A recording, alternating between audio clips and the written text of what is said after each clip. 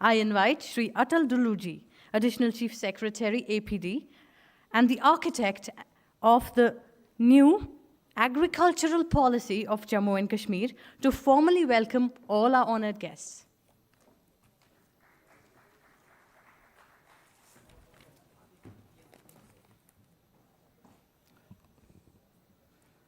Honorable Minister of Education, Shri Dharmendra Pradhan Ji, Honorable Minister of State in the Prime Minister's Office, Dr. Jitendra Singh Ji, Honorable Lieutenant Governor of Jammu and Kashmir, Shri Manoj Sinha Ji, Honorable President ICCR, Dr. Vinay Sahasrabuddhe Ji, Excellencies, distinguished guests, ladies and gentlemen. At the outset, I take this opportunity to welcome all of you to this event called International Education Fair, organized by SCOST Kashmir. The Government of India, under the leadership of the Honorable Prime Minister, has been taking a large number of measures to ensure doubling of farmers' income, to ensure boosting of agriculture production, and to ensure upgradation of agriculture, education, and research in the country. And most of these initiatives are futuristic, which seek infusion of capital, infusion of technology, skill development, and better management practices. In Jammu and Kashmir, we have been trying to follow the vision set forth by the Honorable Prime Minister using regionally differentiated strategies. In Jammu Kashmir, there are several challenges being faced by the agriculture sector. Primarily, we find the situation of low average size of holdings of farmers. Almost 55% of our cultivable area is rain-fed, and there is an absence of value chains in agriculture sector. But there are many opportunities, and the opportunities are that there has been a lot of diversification from crop sector to horticulture sector and livestock sector. And we have a distinct comparative advantage in various crops. For instance, apple, walnut, almonds, cherries, saffron, lavender, trout, wool, bivoltine silk, and most of these crops are high-value crops. For decades, we had been facing a situation in Jammu and Kashmir which can be called the vicious cycle of low growth. For example, there is low capital formation in agriculture, which leads to lower infusion of capital in the sector and lower infusion of modern technology and practices, inadequate skilling, suboptimal management practices, and the overall result is low total factor productivity, which again leads to low growth, and the cycle continues. So this is the vicious cycle of low growth. Now, Jammu Kashmir government has taken several initiatives and several steps. An ambitious project called Holistic Agriculture Development Program has been sanctioned at a cost of rupees 50 billion. And it has actually 29 interventions. And these are all based on one of the four following strategies. The first, to strengthen the seed system, ensuring availability of high-quality genetic material in the crop sector, in the horticulture sector, and in the livestock sector. The second strategy, harvesting comparative advantage that we have in certain crops and also focusing on high-growth sectors. Third, we are facilitating aggregation, marketing, value chain development, and food processing.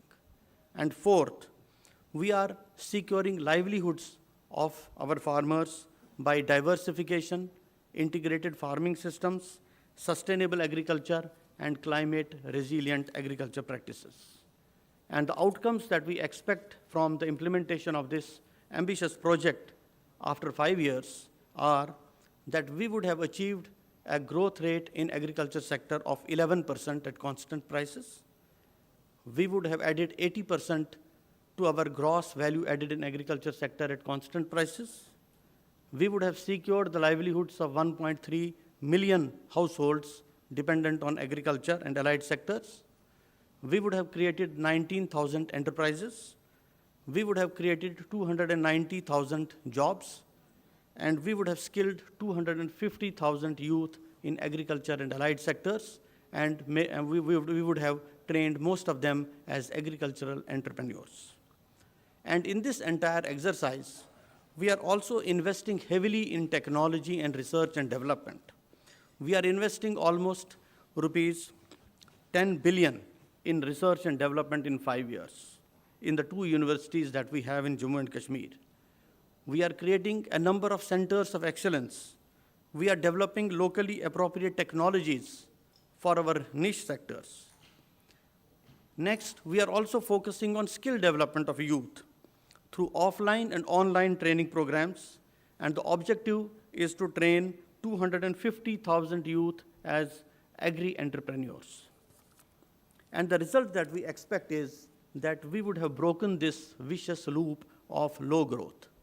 We would have infused capital, we are investing in technology, we are focusing on skill development, we are promoting better management practices, we are promoting value chain development, which will all lead to higher returns, higher total factor productivity, and high growth. And high growth will lead to more capital formation, and this, we would have converted this vicious cycle of low growth to a virtuous cycle of shared prosperity. And in this entire task, the 2 agriculture universities of Jammu and Kashmir are key stakeholders. They were deeply involved in conceiving the proposals, in formulating the projects, and they will also be involved in implementing these projects. As I have already said, that we are focusing a lot on research and development and agriculture education and skilling. In line with this vision, we are upgrading both our universities at Jammu and Srinagar. And as a first step, the Kashmir Agriculture University is now inviting students from foreign countries to study and to do research in Kashmir. Jammu and Kashmir offers many advantages to the students. The first is diverse agroclimatic zones. We have subtropical climatic zones, we have temperate agroclimatic zones, and we have certain areas which are cold arid deserts. And Kashmir in particular offers many agroecological advantages. It offers immense scope for research in temperate crops, and some of them are niche crops in many parts of the world. And secondly, the students which will come to Kashmir will get an opportunity to work on a transformative agriculture project, which I just talked about. And for your kind information, the education model developed by the Kashmir Agriculture University is one of the best in the country. It is being treated as a model education policy being followed by this university. And now we are here, we are looking forward to your cooperation in achieving transformation of agriculture and agriculture education in Jammu and Kashmir. I would just like to tell you an incident that a professor was teaching in a university and the subject was cooperation. So he counted and he found that there were 50 students in the class.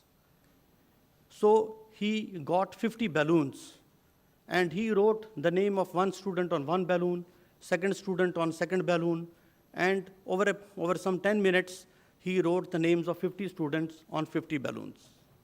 He kept those balloons in a different room and asked the students to get the balloon which contains his name in the next 5 minutes. The task was that everybody should go to the second room, get the balloon of his name, come back to his seat in 5 minutes. The students went, they pushed each other, they competed with each other, they struggled, they sweated, and at the end of 5 minutes, none of them was able to find the balloon which was having his name. Then they got tired, but the professor told them, okay, now we'll revise the task. Now you go to that second room, you pick up a balloon, and you give it to the student whose name is written on it. And in 5 minutes, each of the 50 students was in his seats and carrying the balloon which was having his own name.